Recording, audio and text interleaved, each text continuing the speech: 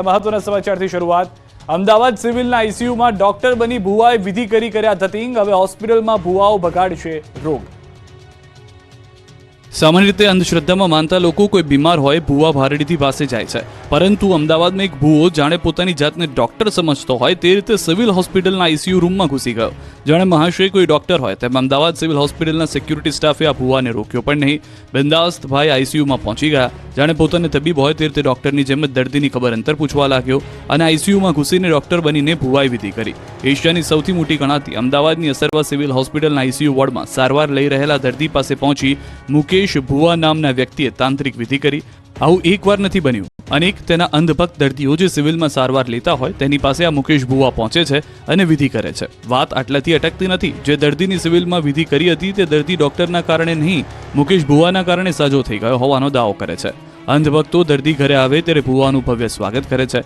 આ પ્રકારના video viral થતા ખળભળાટ મચી ગયો. આ મુદ્દે સિવિલ સુપ્રિન્ટેન્ડન્ટ રાકેશ જોશી બચાવ મુદ્રામાં આવી ગયા અને જવાબદારીમાંથી છટકવા માટે ભુવો દર્દીના સગા તરીકે આઈસીયુ સુધી પહોંચ્યો હોવાનો ઉડાવ જવાબ આપી દીધો.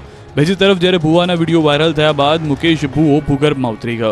જ્યારે તેમના ઘરે ન્યૂઝ 18ની ટીમ પહોંચી ત્યારે તે ઘરે હાજર ન હતો. તેમના ભાભી હતા. મુકેશ ભુવા અહીં દર રવિવારે આવતા હોવાનો દાવો કર્યો.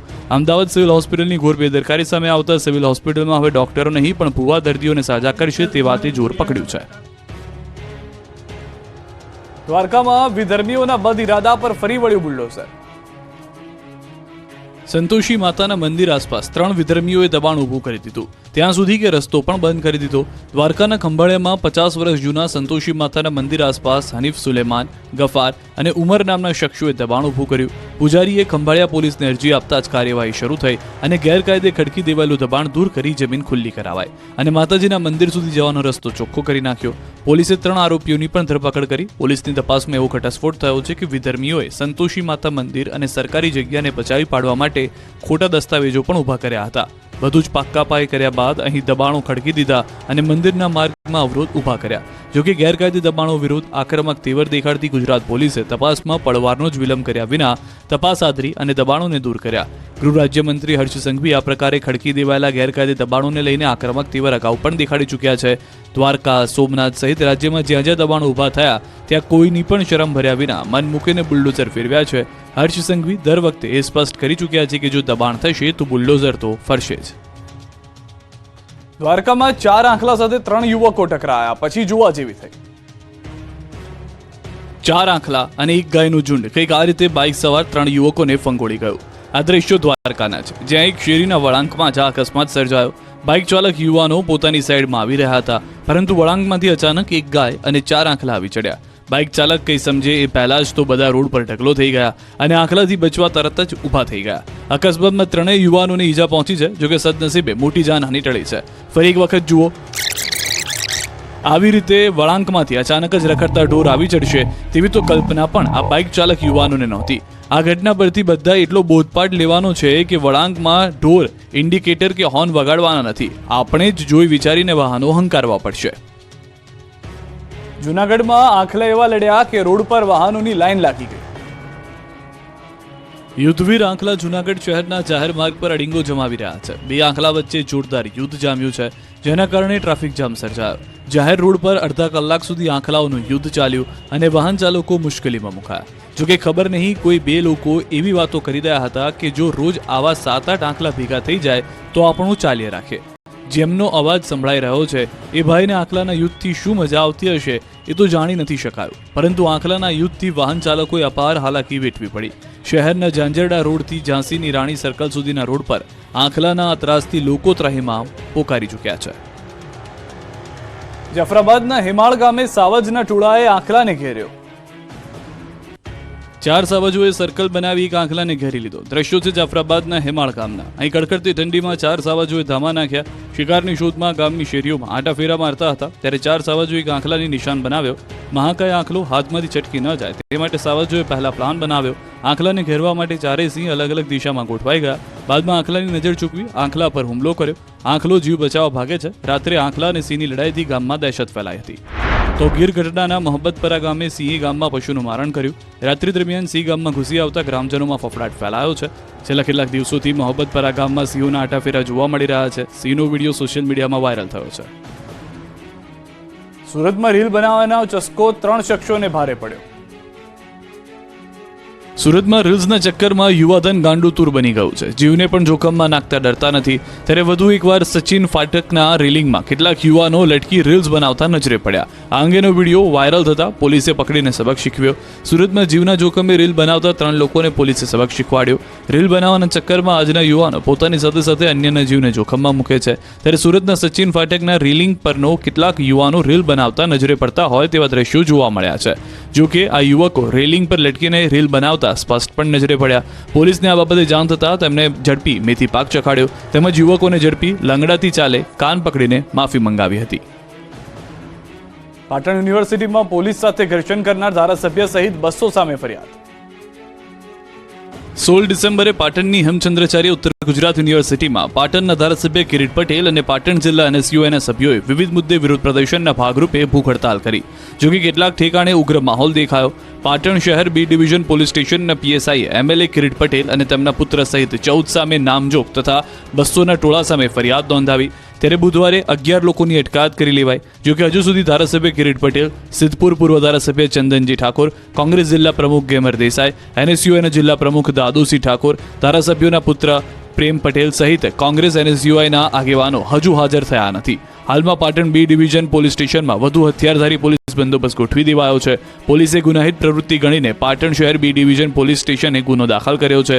પરવાનગી વિના કાર્યક્રમનું આયોજન, પોલીસ કામગીરીમાં રૂકાવટ, પોલીસ સાથે ઘર્ષણ તેમજ પોલીસ કર્મીને લાફો માર્યો હોવાની ફરિયાદમાં ઉલ્લેખ કરાયો છે. સુરતમાં 35 ફૂટ ઊંડા ખાળકૂવામાં ખાબકી મહિલા.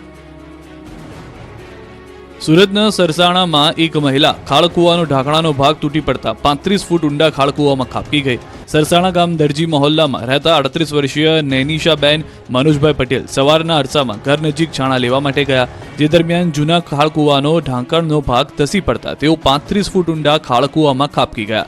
નૈનિશાબેનની ચીસ સાંભળી તેમના પરિવાર સભ્યો અને આસપાસના રહીશો દોડી ગયા અને તેમને બહાર કાઢવાનો પ્રયાસ કર્યો, પરંતુ સફળ ન થતા આખરે ફાયર બ્રિગેડની મદદ લેવામાં આવી. ફાયર ઓફિસર અને તેમની ટીમ ઘટના સ્થળે દોડી ગઈ. ખાળકૂવામાં સીડી ઉતારી હતી અને નૈનિશાબેનને હેલ્મેટ પહેરાવીને તેમજ દોરડાની મદદથી રેસ્ક્યુ કરી લીધા હતા. ખાળકૂવો સૂકો હોવાથી અને કાટમાળ સાથે અંદર પટકાયા હોવાથી નૈનિશાબેનને પગના ભાગે ઈજા થઈ હતી. નેશનલ હાઈવેની કામગીરીનો સૂત્રાપાડાના લોકોએ કર્યો વિરોધ. ગીર સોમનાથના સૂત્રાપાડાના મોરડિયા ગામે નેશનલ હાઈવેની કામગીરીનો વિરોધ કરાયો. મોરડિયા ગામના લોકોએ રોડ પર ઉતરી કર્યો વિરોધ. નેશનલ હાઈવે બનતા સમગ્ર ગામ 2 ભાગમાં વહેંચાઈ જતા પુલની માંગ સાથે સ્થાનિકોએ વિરોધ કર્યો. નવીન રોડથી ગામના 2 ભાગલા પડતા શાળાના બાળકોને તમામ ગ્રામજનોને અવરજવર કરવામાં તકલીફ પડતી હોવાનો સ્થાનિકોએ આક્ષેપ કર્યો. અનેક રજૂઆત છતાં માંગ ન સંતોષાતા ગામ લોકોએ રોડ પર હોબાળો કર્યો. ગ્રામજનોને પોલીસે સમજાવવાનો પ્રયાસ કર્યો. નેશનલ હાઈવેનું કામ બંધ કરવા માંગ કરી. હાલ હાઈવેના કારણે ગામ 2 ભાગમાં વહેંચાઈ ગયું છે. શાળાના બાળકો સહિત લોકોને અવરજવર કરવામાં તકલીફ થઈ રહી છે. ભરૂચમાં લોકલ ટ્રાન્સપોર્ટના વાહનો પાસેથી ટોલ વસૂલાતો હોવાથી વિરોધ પ્રદર્શન. ટ્રાન્સપોર્ટના સંચાલકોએ હાઈવે જામ કર્યો. ભરૂચમાં નેશનલ હાઈવે નંબર 48 પર આવેલા મુલટ ટોલ પ્લાઝા પર સ્થાનિક વાહન ચાલકો પાસે પણ ટોલ વસૂલાતો હોવાની અનેક ફરિયાદો ઉઠી હતી.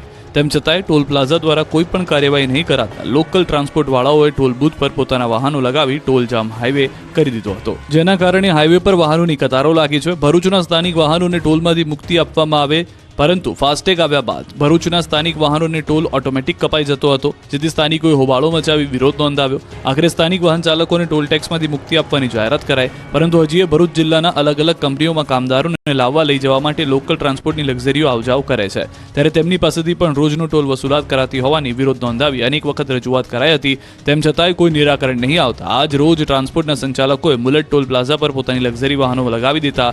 તેમની પાછળ વાહનોની લાઈનો લાગી જતા લોકો ટ્રાફિકમાં ફસાઈ ગયા હતા. આ ઘટનામાં સ્થાનિક પોલીસ અને ટોલ અધિકારીઓ પણ દોડતા થયા.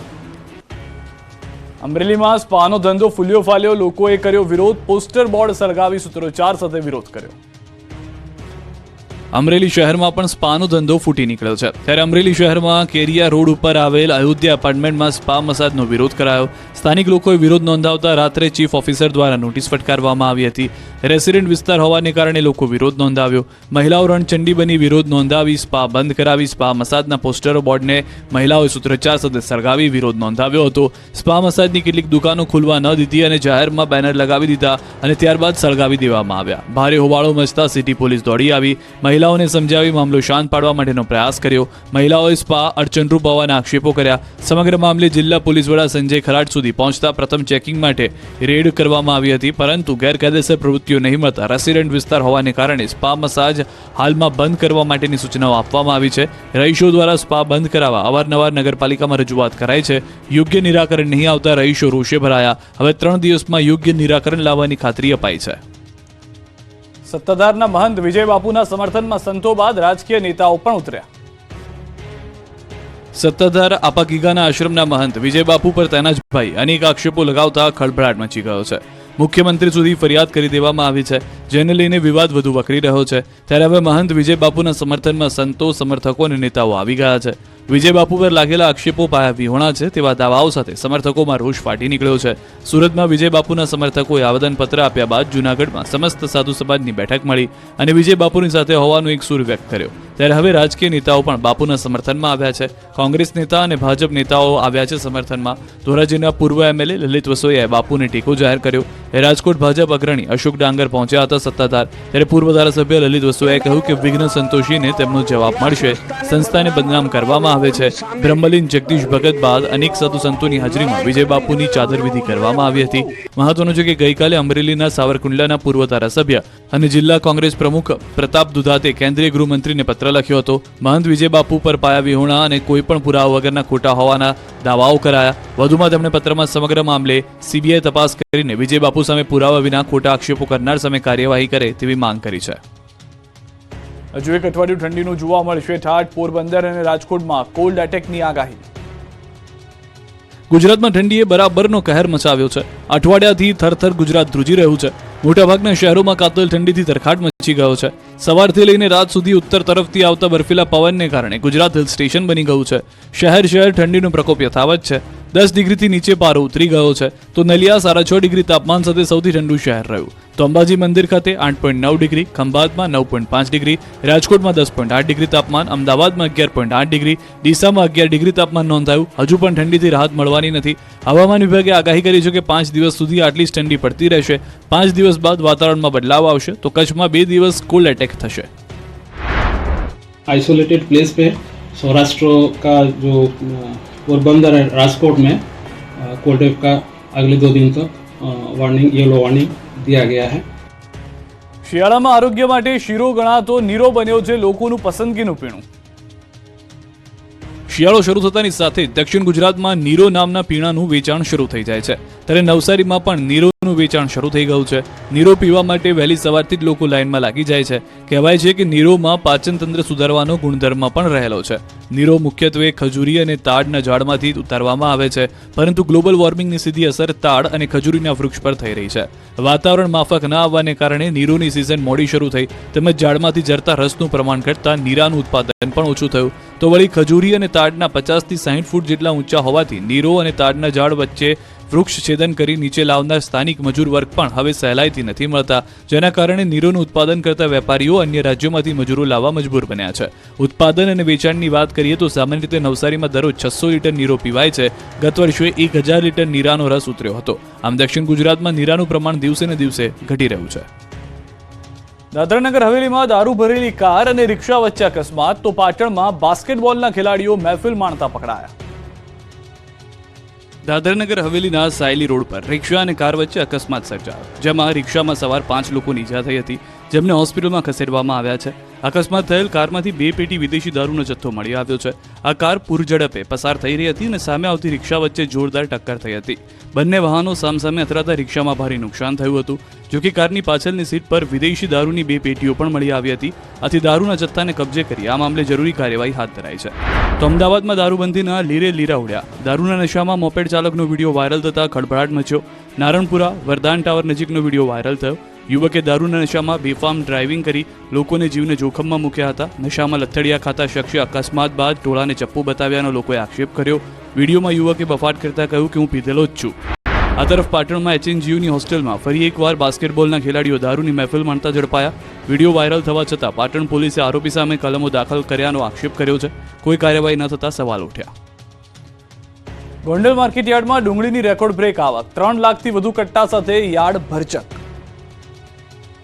સૌરાષ્ટ્રનું અગ્રીમ ગણાતું ગોંડલ માર્કેટિંગ યાર્ડ ફરી ડુંગળીની આવકથી ઉભરાઈ ગયું. ગોંડલ માર્કેટ યાર્ડમાં ડુંગળીની રેકોર્ડ બ્રેક આવક થતાં માર્કેટ યાર્ડ ડુંગળીથી ભરચક થયું.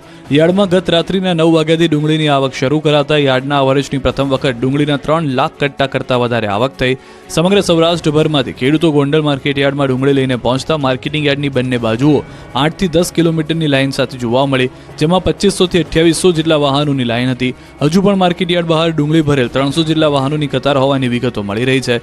યાર્ડમાં ડુંગળીની ભરચક આવક તો થઈ છે, પરંતુ ડુંગળીના ભાવને લઈને ખેડૂતો ખાસ સંતુષ્ટ લાગતા નથી. હાલ યાર્ડમાં ડુંગળીના 20 કિલોના ભાવ ₹150 થી લઈને 481 સુધીનો બોલાઈ રહ્યો છે, જે ખેડૂતોને ખૂબ ઓછા પડે છે. ત્યારે ખેડૂતોએ માંગ કરી કે ભાવમાં સારા એવા વળતરની જરૂર છે, તો જ ખેડૂતો બે પાંદડે થાય. જો ખર્ચાની વાત કરીએ તો 50% ઉપર ખર્ચો મજૂરીનો થાય છે, એ ખેડૂતોને પોસાતું નથી. ખેડૂતોનું કહેવું છે કે 600 થી 700 રૂપિયા આ માલનો હોવો જોઈએ ભાવ. અત્યારે ડુંગળીની નિકાસ ચાલુ કરે તો ભાવ સારો મળે. મહત્વનું છે કે ગોંડલ માર્કેટિંગ યાર્ડમાં જૂનાગઢ, ગીર સોમનાથ, જામનગર, પોરબંદર સહિતના જિલ્લાઓમાંથી ખેડૂતો ડુંગળી લઈને પહોંચ્યા.